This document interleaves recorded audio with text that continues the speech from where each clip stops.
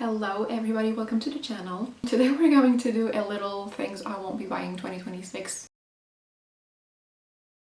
Because, well, my mom, when she talks to me about stuff from her past that she used to buy and stuff like that, and I see what we have nowadays, how everything is so expensive, how everything is also very affordable, but it's very terrible things for us and for the planet. So that's the only option you have, and if you want nice things, it's insanely expensive and money is so hard to make. It's just a lot of fun besides anything political or anything that is going on. It's not the most fun. It's just a short rant, kind of. So, yeah, I'm just looking at the weather. It's really depressing. Talking about depressing things, the first thing I am not going to be buying in 2026 is polyester. I have my little terribly written notes here.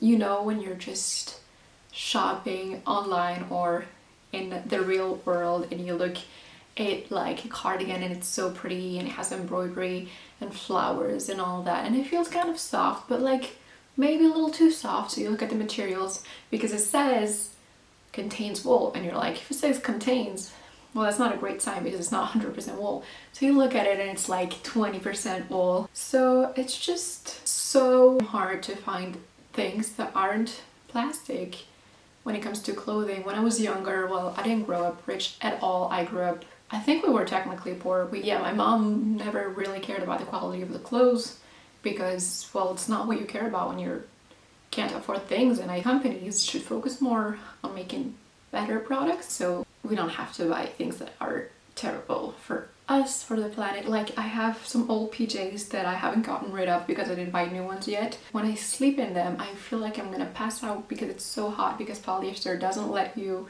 it's not a breathable material, it's not cotton, it's not wool, it's just terrible overall. So polyester, but more in general, plastic. We used to have so many kitchen items that were plastic as well. Like, I still have some like plastic utensils because I really need to get rid of them.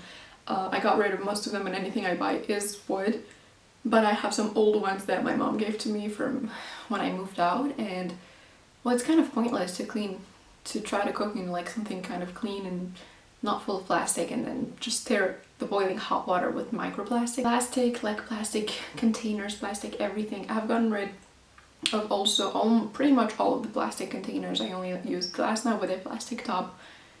I know, arguable, but I didn't find any that weren't insanely expensive. So like when I warm up my food, obviously I remove the lid, or like I try not to put them in the dishwasher as much. Such a fight to find like good materials for the kitchen. Like even here, honestly, like this, The Ordinary, mostly glass, and then you have a bunch of like plastics everywhere. And what are we supposed to do? 3, oh my god, I went on a rabbit hole on this one. Bottled water. So, look, apparently in Europe it's like around 109 billion liters of water consumed in 2024, which is insane. And in 2003, it was already pretty huge, like around 200 liters per person. In some countries, especially Italy, consumes a lot of bottled water. I don't know why. And then in the US, there seems to be a pretty big rise. Now it's like around 170 liters of bottled water per person. 2010 to 2020, it was like a huge rise, around like 28 gallons. So it's like 45 gallons per person. I have no idea how many a gallon represents, but that sounds like a lot. So to be called mineral water, it needs to come from a protected underground source, and it needs to contain minerals. You're right, but most people don't care about that. You just see bottled water and you're like, yeah, cool, it's clean water, but it's not. It doesn't necessarily come from a good place, and it's just water in a bottle with extra microplastics. Yeah, because it's not clearly marketed what you're buying. People think that it's better than tap water, but apparently it's not even that much greater. A French study found microplastic in around 70% of bottled water brands. Micro and nanoplastics, so like smaller plastics. It's basically arguable, like you can just kind of clean your own water, and it just removes some of stuff, PFAS, microplastics and stuff like that. I have a huge bottle of water here, plastic one, that I use as like my fountain. Here, it's on my desk, and I refill my bottle here, and yeah, it's not good. This I've had for quite some time. Like, and I'm going to drink it anyways, but it's not something I want to spend money on anymore. Arguably, it's not even that great for you, and it's very expensive in most companies, or even Nestle. Anyways, number 4, grocery shopping. What? Just keep it. What? I can't read myself. Grocery shopping bags. Yeah, shopping bags. It used to be free. I don't know. I think in the US it is free. I don't know. When I haven't been there in a while, but I think it used to be free. Here it used to be free a while ago, and now it's gotten so expensive. I got like it's here. I bought a gift for my mom, and I didn't have a bag to put it in, and I was going back to work, so I couldn't like hold it in my hands. So I stopped by a store, and I wanted to try to fit my gift inside the bag. And then I was like, okay, I'm gonna buy it. Like, what am I supposed to do? And this is like, it's like 60 cents or something, and it's ripped. Half of it's ripped, like the side is kind of ripped. It's gotten so expensive. It used to be like 10-15 cents, and now it's 60 for one bag. Very, very annoying to think about. You always have to bring them with you. Just get a tote bag that you reuse. I have it like a tiny tote bag that's like foldable inside of a doll. It's weird. Like, it's kind of like a tiny doll, and then you fold the bag inside of it, and I have it in my purse. But it's not that big. It's like this size. So like whenever I'm out buying like small stuff like fruit or I don't know, small things, I can just put it in there. Number 6, food delivery apps. Sometimes when I'm like really tired and like the two of us don't want to cook, we get takeaway food. And I remember like around COVID, when you ordered something and you had buy one get one free, it was buy one get one free. Like, you ordered a menu and you got another menu. Now it's, if you have that, the price is double, so you're not getting anything for free. And it's not even on menus, just like one tiny sandwich, and it's like twice the price of the sandwich, and you get 2 sandwiches. And now it's just insanely expensive. And when you see the drivers, they're not getting paid very good, and restaurants are just, most restaurants are getting very greedy. Like big chains are getting very greedy. Smaller restaurants are struggling. It's just a whole mess. It used to be fun. It used to be nice. It used to like help people get jobs and help you not have to cook and stuff like that. And that was just terribly expensive and very bad for everyone except the app itself. The whole fake kitchen stuff. When you look up a restaurant, it doesn't even exist. It's like a dark kitchen somewhere. You don't even know what's going on. You just get a random sandwich you can get from 6 other places, because they all have one main kitchen, and then they make a bunch of restaurants to give you the illusion of a choice, but you actually don't have a choice. Terrible. Very bad. And it's not something that's very clear, because you kind of, sometimes you don't even have an address, you don't really know what's going on. Sometimes you don't even see where the driver is. You just get something and then you're like, kind of reminds me of something I got not that long ago. Number 7, subscriptions. Because food delivery, you can also have subscriptions to have your food delivered tiny bit cheaper, but it doesn't work on most restaurants. Subscriptions in general. I got a laptop from work, so I got like, you know, the email, the Apple TV trial thing. I don't know, was it 3 months? And then I forgot to cancel it. I don't even know how, because when I have something like this, I always put like a bunch of reminders on my calendar and stuff, and I forgot. And then I paid for an extra month. I was already struggling to make use of those 3 months, because it's terrible. The platform, Apple TV, terrible platform. It's very hard to navigate. You always have the same menu. They have a bunch of things, but it's so hard to see different things. They always show you the same 10 things. When you arrive at the end, it doesn't go straight to the next thing. They skip credit at the beginning, lasts for 1 second, otherwise you have to watch the whole thing or skip it manually. I have a couple of more weeks to watch something. I really don't like it. I liked maybe one show. It was like 10 euros, and for one subscription of something very mediocre. We're not even subscribed to Netflix anymore, because it's kind of the same issue. I mean, it's a bit better. The interface is a bit better, because it's what they used to do in the beginning, streaming. I mean, I hope they're better than Apple for sure, but it's just so expensive. It used to be not that expensive. It used to be shareable, complete. Now the shows keep moving around. Sometimes they're here, sometimes they're not. To pay and watch with ads on top of that, it's just so tiring. How many? I don't even know what subscriptions I wrote.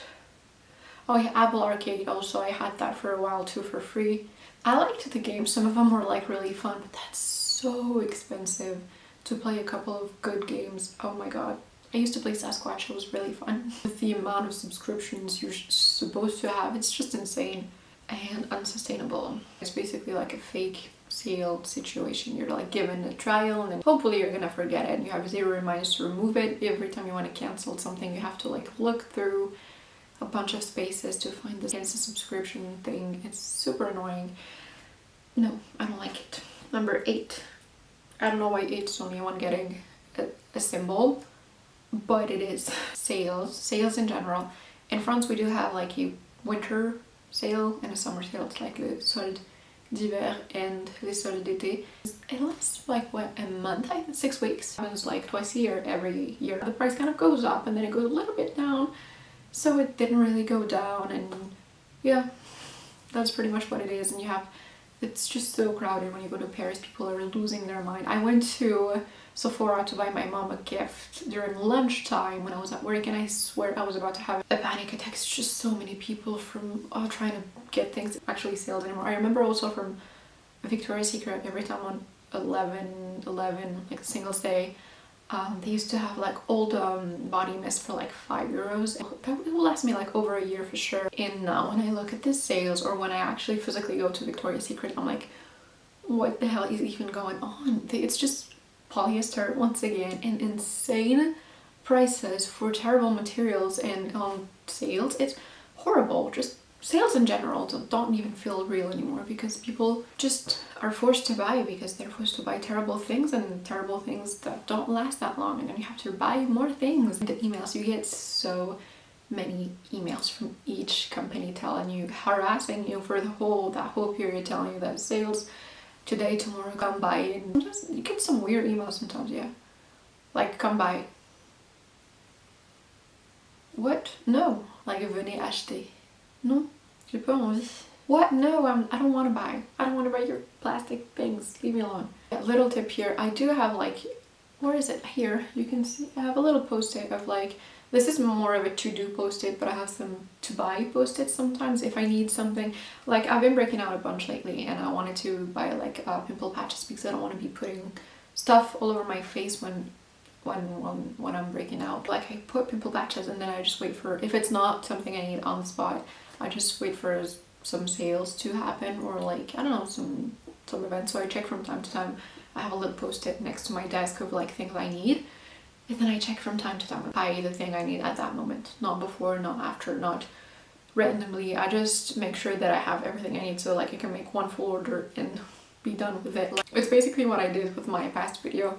So yeah, from time to time I really want to renew my makeup collection, and this is the way I do it. So this is Ginger. It was better a couple of days ago. And like mental health wise, when it comes to emails, I try very hard not to check my phone when I wake up, but most of the time I do. And when I do, it's just like a bunch of ads, and I'm not fully functional yet, and I find myself, you know, like looking at Fendi and scrolling for Fendi purses as if I'm gonna buy a Fendi purse at 8 a.m. Well, the emails are designed to make you click and look, so yeah. Number 9. Viral makeup on TikTok.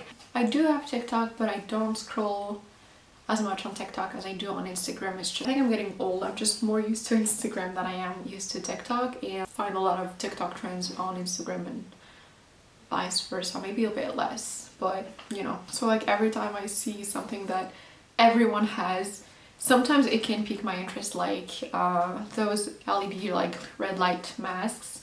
From what I read, it's pretty good, but I always like try to wait for the hype to tone down a little. I've always been like that. I don't know, maybe I'm a hater, but I've always been like that, even with like TV shows. When you have everyone talking about a TV show, I was like, hell no, I'm not gonna watch that thing. So like, it took me years to start watching Stranger Things, and I was like, oh yeah, I kind of get why everyone liked it in the first place. But milk cooling jelly, I think they were like blush jelly thingies, Revlon. Oh yeah, the Revlon oil absorbing thing that you rub on your face, and then your face is like matte, so that for a few sometime Dyson Airwrap. That thing is so insanely expensive, and from time to time everyone seems to remember that it exists and everyone loses it. Dior blush, I've tried it, not on my face, I've tried it in stores. It is pretty, but it's a, I don't know, it's a blush. I feel like it's a blush. Even the vibrating plate thingies, I saw those and I haven't read about them yet. It's very important to do some research about the thing. There's a bird. Oh my god.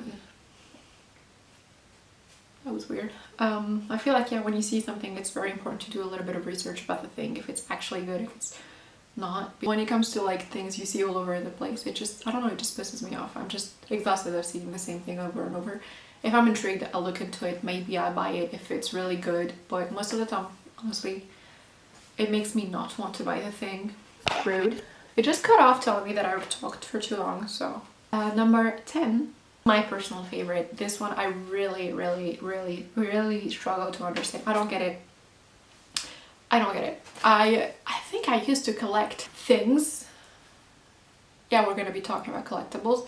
I used to collect stamps when I was like 10-ish. Had like, I didn't have, nobody would send me letters, like I don't even know. I had like 10 and it was fun, and I would stick them on my note and then I would write the date or something underneath or whatever.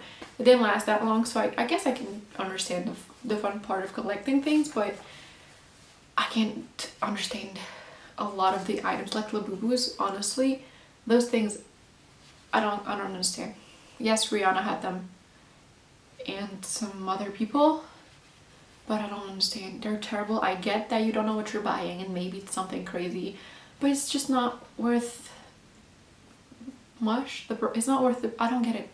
And then I found like some alternatives. You have like crybaby thingies.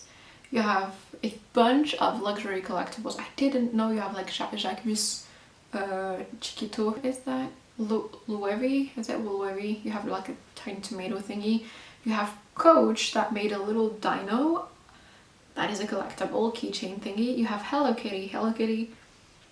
That's a little bit different. It's been here for a while, but you have to like give it some credit. It's been here forever. You have no idea the amount of things I found that can be collectibles, and just because the Labubu thing worked, and it's, well, a lot of brands are trying to kind of jump on that collecting things hype. There are things that I can understand collecting. Maybe rocks, like what, minerals, like Hank would say. I'm trying not to be judgmental, but that's the dolls thingies. Oh yeah, the Stanleys. That was weird. Collecting Stanleys, a whole bunch of colors for like things you can drink out of, and then each one of them has a bunch of accessories. That's very weird. Oh, I saw the Starbucks bear thingy. We didn't have them over here because I think it was only in the US, and the thing was so cheap. It was like a tiny bear like that, very not useful and very scarce, and people would fight over them and fight with workers, and it was just very weird.